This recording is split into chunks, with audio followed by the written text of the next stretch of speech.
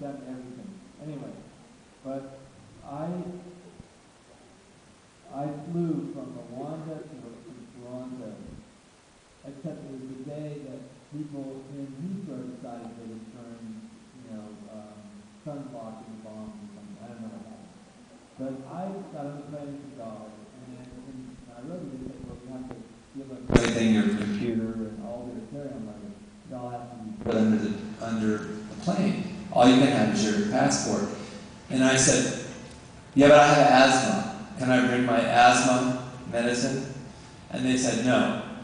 I said, oh, come on. I mean, I'm a doctor. I mean, here's my medical license. So they let me carry my asthma and everything else, including the book I was reading, by the way. President Broadhead, Dick, I was reading a book, I swear. I wrapped a piece of tape around it and they checked it and it arrived, Anyway, so I got there and I was in a grumpy mood because, of course, we missed our flight in Heathrow. Everybody did. Now, you'd think I was the only person that missed the flight.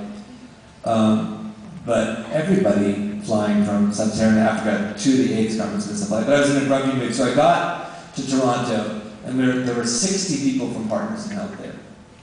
And I said to my coworkers, including my Harvard students who had learned Haitian Creole, I said, don't make me have to translate for, Joseph and this other guy. I mean, you all speak Haitian.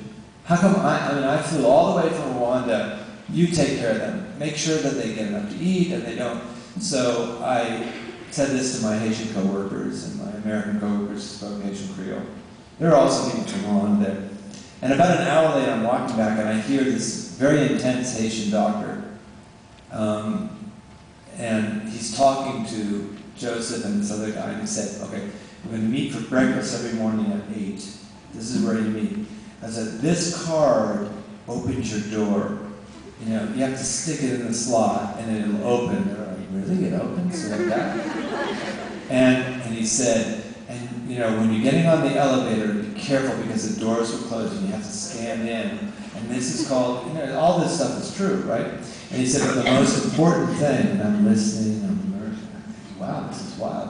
The most important thing, everybody's listening, the most important thing, don't open the minibar.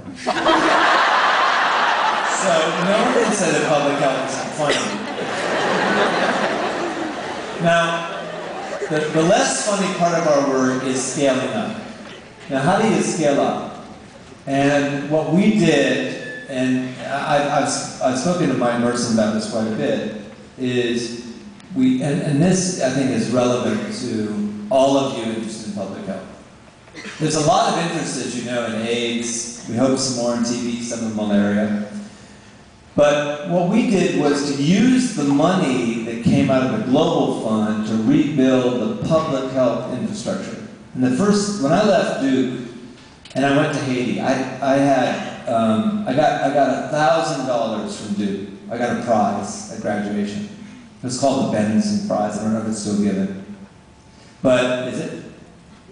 And it was $1,000, which seemed like a lot of money. I thought, well, if the per capita income of Haiti is $310 and I have $1,000, that means I'm 3 times richer than the average Haitian. I'll do okay for a year.